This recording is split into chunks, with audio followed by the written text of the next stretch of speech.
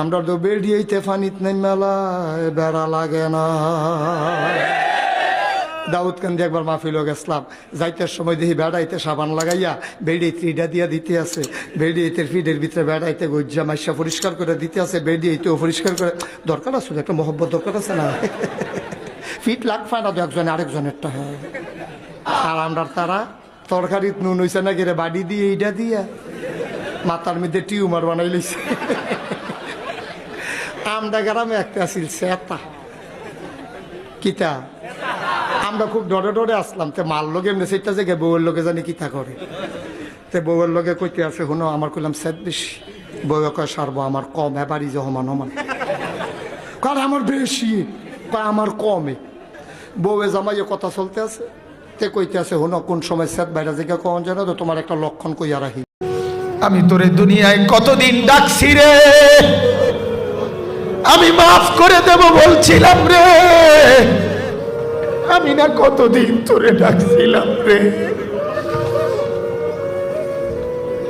ইয়া ইবাদিয়াল্লাযীনা আসরাফু আলা আনফুসিহিম, আমি না কতদিন তোরে বলছিলাম তুই বান্দা আমার কাছে আয়, আমি তোর আকাশ ছোঁয়া গুনাহ মাফ করে দেব, আমি তোর জমিনের বালুকণা সমপরিমাণ গুনাহ মাফ করে দেব, আমি তোর পাহাড় ছোঁয়া গুনাহ মাফ করে দেব।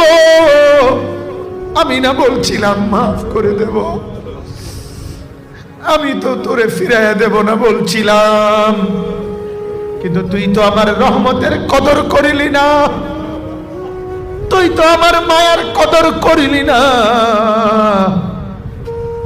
আল্লাহ বলেন আজকে আমি ফেরেশতাকে বলবো খুযুহু ফাগুল্লু, তারে ধর তারে ধর, ফেরেশতা তারে ধর, এই তারে ধর ফেরেশতা ধর, তারে ধর তারে ধর তারে ধর।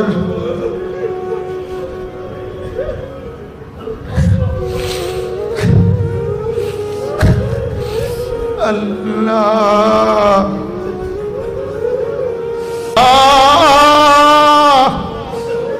মাফ করে দেন মাওলা, মাফ করে দেন মাওলা। খুযুহু ফাগুল্লু, তারে ধর তারে ধর।